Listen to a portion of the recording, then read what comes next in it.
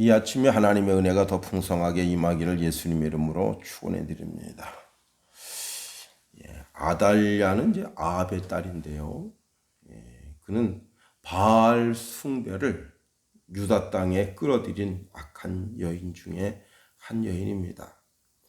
자신이 이제 왕의 위치에 올라서 나라를 다스리려고 하다 보니 누구라도 왕자들이 있어서 누구라도 이제 왕이 될 수가 있잖아요. 그래서 왕자들을 전멸시킨 그런 여자가 아달랴입니다. 당시 이제 1살 된 요아스가 그의 고모가 그를 자기 가정의 침대 밑에다 숨겼고, 그래서 그 어린 것을 살리게 됐습니다. 자, 고모가 자기 가정에 숨기는데 그 고모는요, 역대하 22장 11절에 보면 제사장 여호야다와 결혼한 사람이에요. 자, 이로 인해서 요아스는 여호와의 전에서, 그러니까 성전 안에서 아무런 의심 없이 자랄 수 있게 된 겁니다. 자, 하나님은 다윗 왕가에 뭐라고 말씀하셨냐면 등불이 꺼지지 않게 해 주시겠다, 그렇게 말씀하셨어요.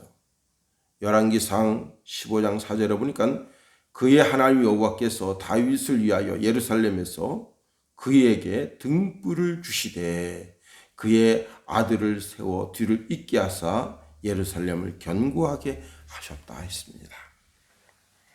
자, 본문에 아하시아가 나오는데 그는 남쪽 유다의 6대 왕이고 여호람과 아달랴의 아들로서, 자, 부왕이 병들었을 때 그때 즉위했습니다. 아하시아는 막내 아들이지만은 다른 형제가 다 죽었어요.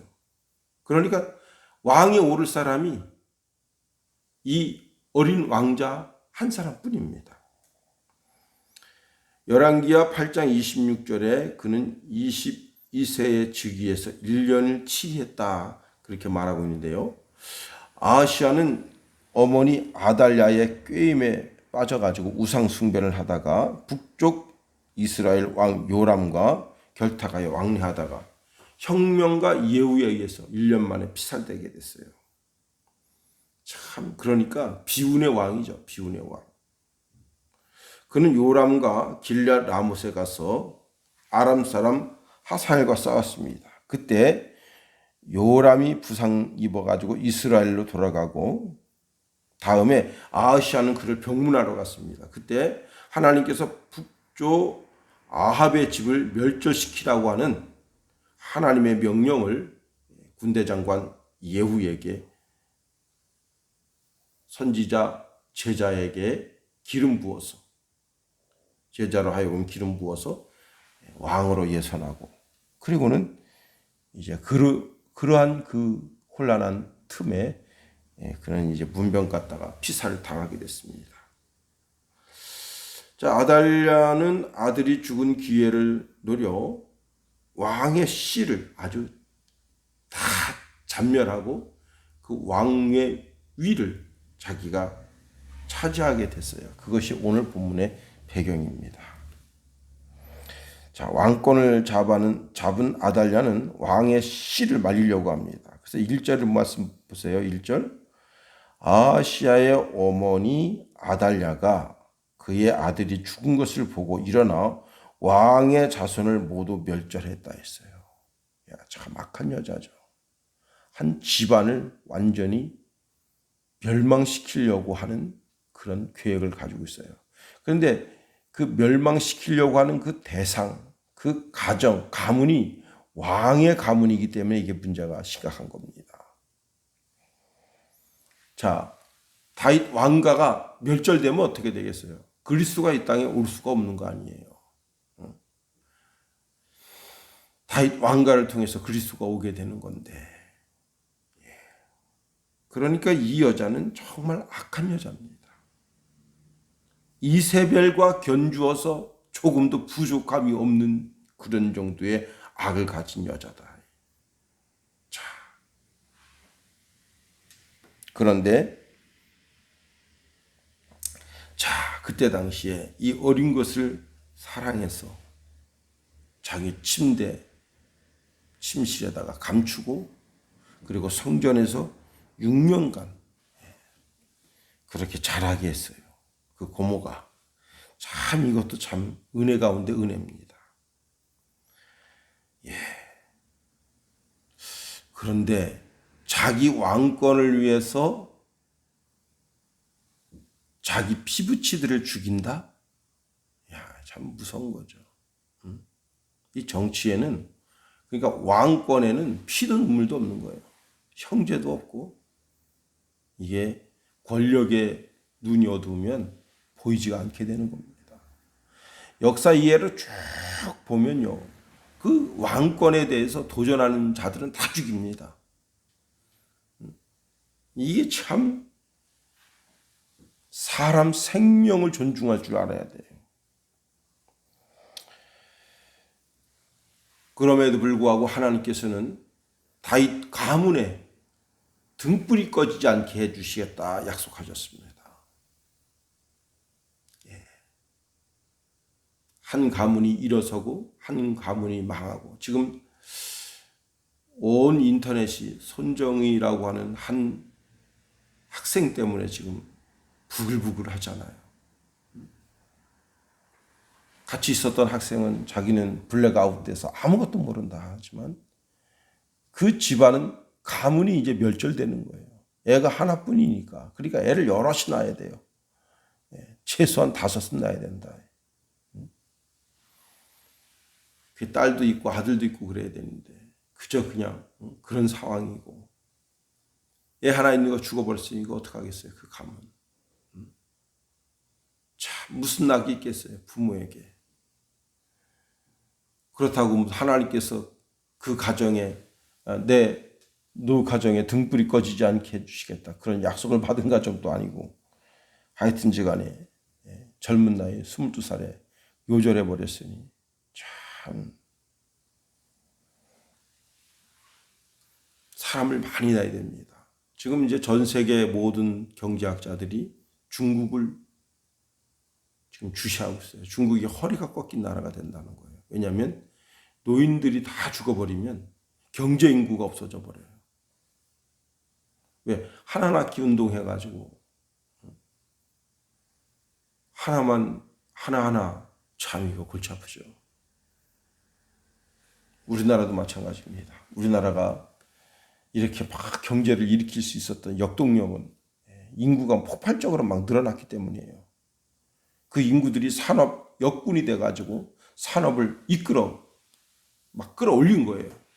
그런데 그 인구들이 점점 지금 노년층이 되고 있고, 젊은이들은 놀긴 하자, 직장을 구할 수 없다, 이런저런 핑계로 그냥 PC방 뒤로 숨고 핸드폰 뒤로 숨어 버리게 되면 그 나라가 어떻게 일어설 수가 있겠어요. 자녀를 많이 낳고 많이 서야 되는 겁니다. 자, 2절 3절 말씀 보세요. 2절 3절. 요람 왕의 딸 아시아의 누이 여호세바가 아시아의 아들 요아스를 왕자들이 죽임을 당하는 중에 빼내어 그와 그의 유모를 침실에 숨겨 아달랴를 피하여 죽임을 당하지 아니하게 한지라.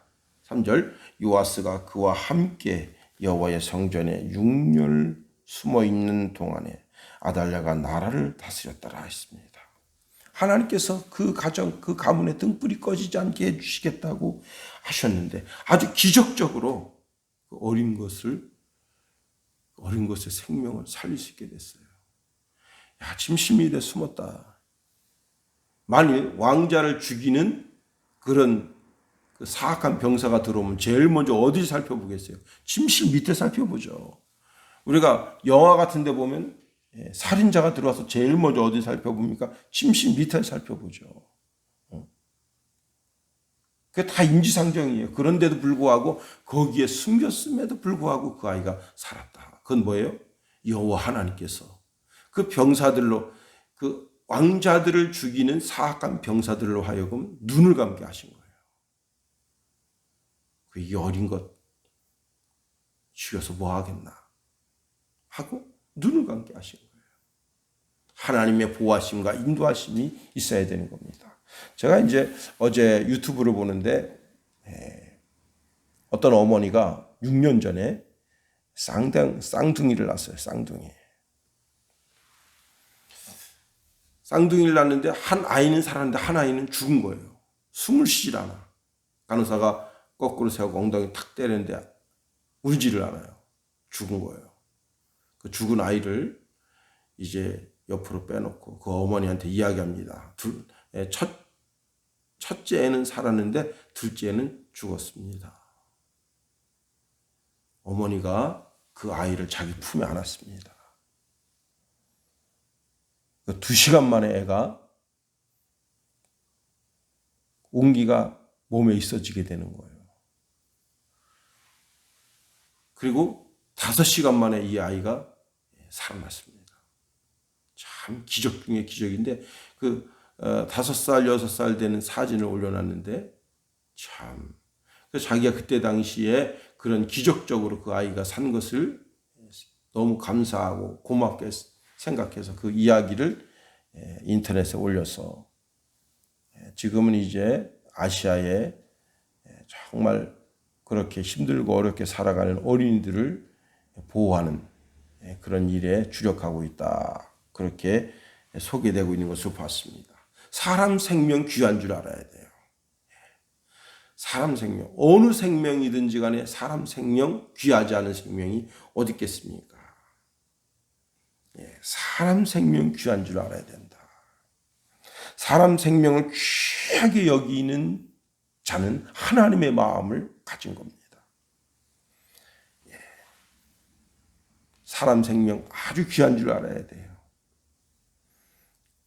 오늘 요아스 왕자를 빼내서 그를 안전하게 침실에다 숨기고 그리고는 이제 그를 성전에 데리고 가서 성전에서 6년 동안 그 특별한 그 가운데 6년 동안 성전에서 자라면서 뭘 보겠어요? 제사 지내는 것을 보게 되죠. 이게 뭐예요? 이건 여호와 하나님 앞에 제사하는 것이란다. 여호와 하나님은 뭐예요? 누구예요? 온 이스라엘의 하나님이시고 이 하나님은 과거 애굽에서 이스라엘 백성을 빼내신 하나님이시다. 자, 자동적으로 뭐가 되겠어요? 거기서 성경 교육이 되는 거죠. 이 어린 것이. 거기서 하나님의 말씀으로 무장되는 겁니다. 여호와 하나님을 알고 여호와 하나님을 섬기는 예법을 알고 사람 생명 귀한 줄 알고 그렇게 그 아이가 거기서 선하게 하나님의 말씀대로 자라나게 되는 겁니다. 이게 다 하나님의 섭리와 하나님의 뜻이에요. 참 기가 막힌 축복을 이 아이가 받는 겁니다. 어린 모세, 자, 젖될 때까지 원래는 애를 낳으면 어떻게 해야 돼요? 나일강에 갖다 던져야 되는 거예요. 그런데 애가 너무 이쁘게 생겼어. 그래서 차마 못 죽이겠는 거예요. 그래서 그 어머니가, 그 아버지가 우리 집에서 몰래 기르자. 근데 원래 이게 기르다가 걸리면 어떻게 되느냐? 그 집안 다 멸절당합니다. 그래도 아이가 너무 준수하게 생겼어. 너무 귀하게 생겼어. 그걸 버릴 수가 없는 거예요. 그래서 애를 기르는데 애가 이제 목청이 커지고 울음소리가 집 밖으로 들리고 그러니까 안 되겠다. 그래서 그 아이를 갈대상자에다 넣어서 나일강에다가 뿌리면서 하나님의 도우심과 하나님의 섭리하심을 기다리잖아요. 그래서 어떻게 됐습니까? 모세가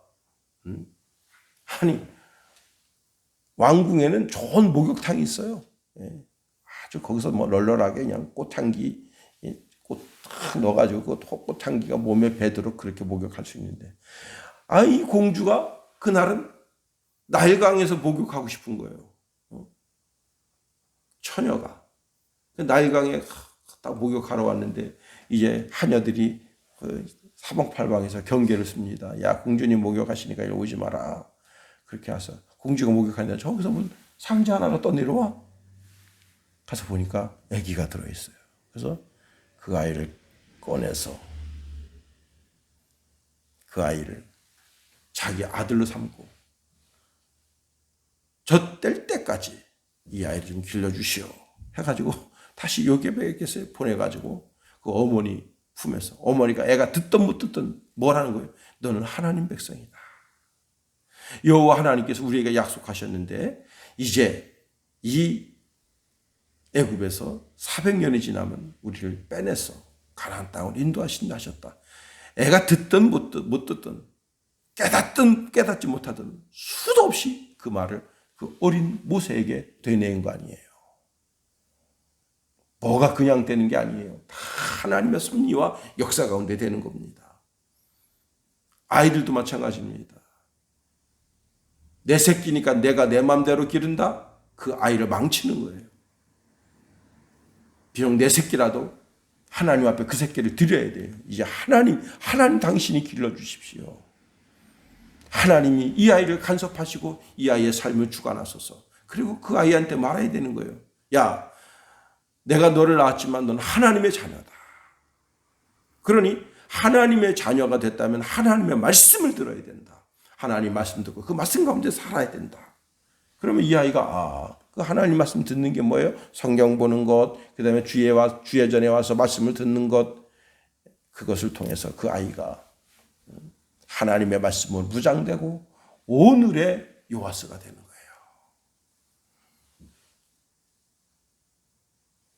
야곱은 어릴 때부터 종용한 사람이었다 했어요. 늘 장막에 머물러요. 장막에 머무르면 어떻게 되느냐? 아버지의 발품을 대신 가야 되는 거예요. 야, 야곱아 어디 좀 갔다 와라. 예, 어디 좀 갔다 와라. 예. 아버지의 발품이 되는 거예요. 에서는 아버지 발품이 되는 것을 그게 싫어서 그는 들로 나간 거예요. 아버지가 자꾸 심부름 시키니까. 그런데 성전에 뭐가 있느냐? 아버지가 성경을 읽습니다. 그 성경 소리가 들려오는 거예요. 아버지 그게 뭐예요? 하나님을 섬기는 예법이다. 그래서 하나님께서 하나님을 사랑하는 자, 하나님을 가까이 하는 자에게 하나님을 가까이 하시는 거예요. 그러니 야곱이 이스라엘이 되고 축복을 받는 믿음의 사람이 된 거예요. 그렇습니다. 자, 어린 왕자 요아스가 6년 동안 성전에서 사는 것이 복입니다. 이게 복 중의 복이에요. 여러분, 그렇다면 오늘날도 마찬가지입니다. 오늘날도 어린 것을 주의 성전에 데려다가 어릴 때부터 하나님의 말씀을 듣게 하는 것이 그게 오늘의 요아스가 되는 거예요. 아이들이 하나님의 말씀을 듣는 심령이 되게 되어야 하는 겁니다. 말씀으로 성장하고 말씀으로 양육받아야 되는 거예요. 부모가 아무리 자식을 사랑해서 양육해도 하나님 말씀처럼 양육시킬 수는 없는 거예요. 하나님은 육신의 귀에 하나님의 말씀이 들려지게 하고 마음으로 그 말씀이 들려지게 하고 영으로 그 말씀이 깨달아지게 하는 겁니다. 그렇습니다.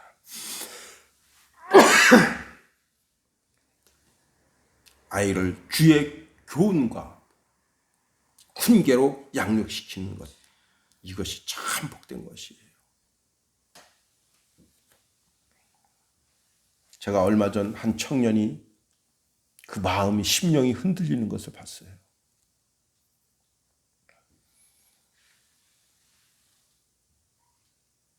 뭐라고 말하냐면 더 이상 신앙생활에도 큰 의미가 없는 것 같습니다. 그래서 제가 물어봤어요. 너 어머니는 교회 다니느냐? 너 아버지는 교회 다니느냐? 너 형제들은 교회를 다니느냐? 그랬더니 야, 코로나 핑계대고 아무도 안 가십니다. 주일날 뭐 하겠어요? 교회도 안 가고 기독교 텔레비전 채널 여기 돌렸다 저기 돌렸다가 그것도 한두 번이죠. 두세 번 일으켜보세요. 자기 좋아하는 야구하고 있어. 아유, 예배 시간인데 야구나 보자. 다 그렇게 되는 거예요. 그래서 옛 선배 목사님이 텔레비전은 마귀상자래.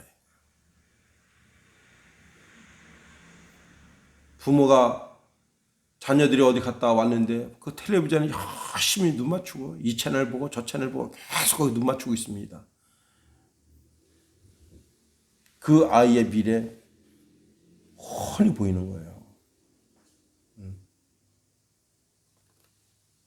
부모가 어디 갔다 왔는데 애들이 부모가 성경책을 보고 있고 기도하고 있어요.